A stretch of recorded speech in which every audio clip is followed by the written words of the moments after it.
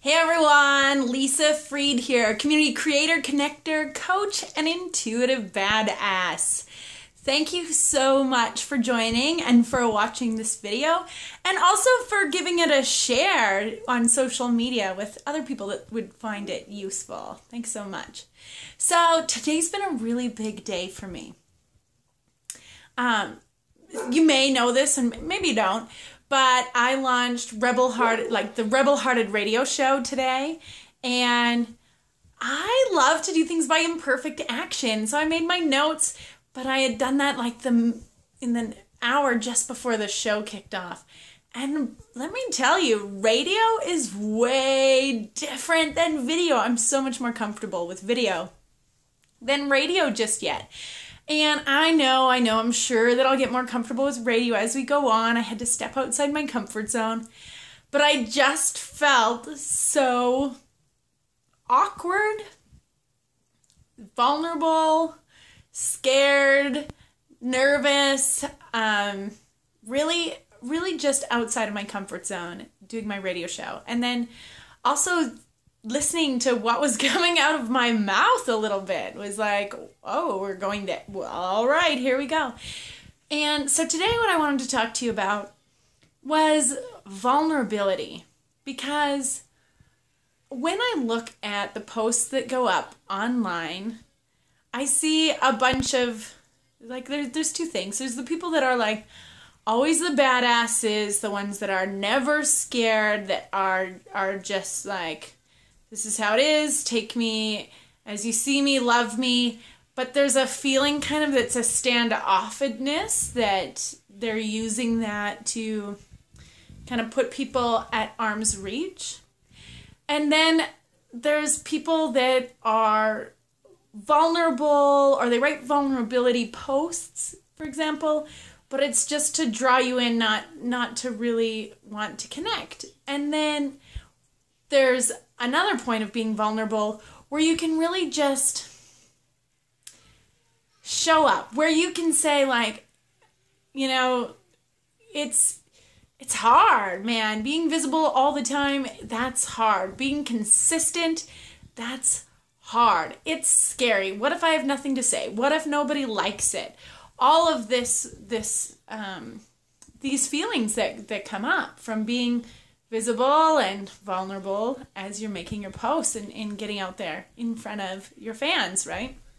So the other thing that happened to me today that was really vulnerable is I have been looking for a part-time job that really meets the needs of myself and my family and gets me out of the house, because I'm kind of an extroverted hermit. I spend a lot of time maybe engaged online, but I make people come to me, or we're dealing over the interwebs. I'm not getting a lot of face-to-face contact.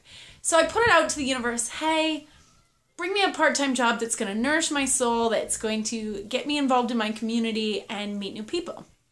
Well, lo and behold, my church was looking for a volunteer coordinator. I have got the skills to do this, hands down. I can talk to people. I can find out where they want to grow to. I can bring them together, motivate them, amp them, energize them, how to be intentional, all of that. I can do that hands down. But one thing I didn't take into account was how uncomfortable it would make me waiting to be interviewed. Because it's not like being interviewed for a radio show or a podcast or anything like that. It's like sitting in a hallway waiting for your name to be turned. Almost like waiting to be called to go to the principal's office.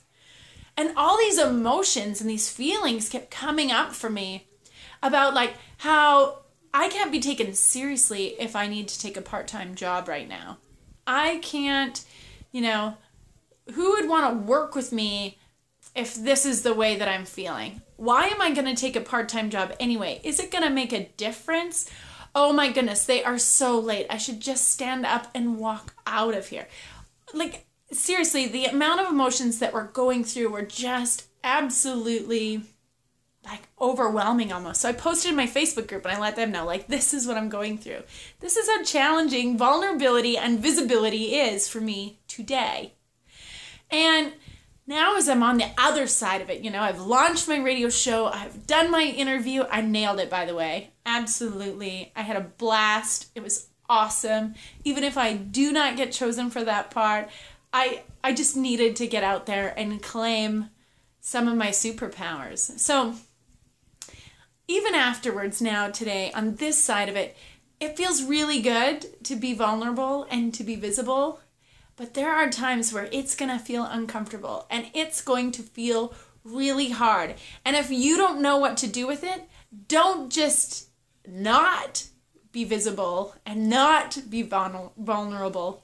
Use